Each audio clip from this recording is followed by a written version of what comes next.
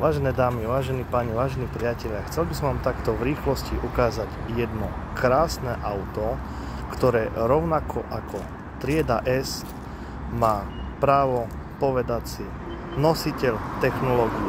Je to vlajková loď a technologický vrchol značky. Dámy a páni, BMW Radu 7 G70, aktuálna generácia, ktoré bolo svetu predstavené 29. apríla 2022. Popísalo sa už o ňom veľa, hlavne o jeho dizajne, tak aspoň takto na chvíľočku si poďme o ňom niečo povedať. Najprv poviem jednu vec. Mne osobne sa páči veľmi, tak ako spredu, tak aj zozadu. Nenachádzam na ňom jedinú dizajnovú chybičku krásy.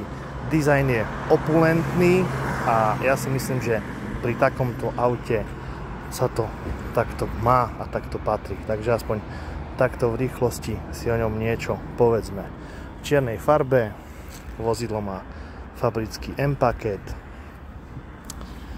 Hlavný reflektor je spojený, aj keď rozdelený. BMW si drží tradíciu od E23 a E32 až do teraz, že sú vlastne rozdelené tie svetlomety, aj keď je vlastne jeden centrálny spojený, tak vo vnútri je dvojica reflektorov Swarovského kryštály, podsvietená opulentná maska Iconic Glow, predný M-paket nárazník, nádherné M-kové kontrastné kolesa.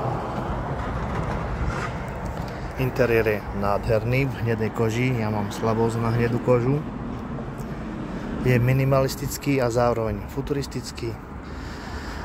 A vlastne nevyrába sa už krátka verzie, už iba predĺžená verzia, výhradne sa sedmička vyrába v predĺženej verzii a je presne uprostred medzi triedou S a Maybachom. Je to plne elektrická verzia i7 X-Drive 60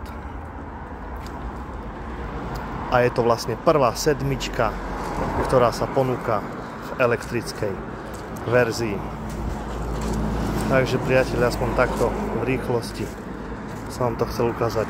Interiér je nádherný, za mňa je nádherný. Takže aspoň takto, priatelia, v rýchlosti som vám to chcel ukázať a dúfam, že sa vám to páči rovnako ako mne. Mne sa to páči, ja mám sedmičku veľmi rád v každej generácii. No a vlastne ešte na záver, že je to postavené na platforme Rollsu Ghost. Tak srdečne ďakujem za pozornosť, priatelia. Moje meno je Matúš Rejta a srdečne ďakujem, že sa takto narýchlo pozdravujem.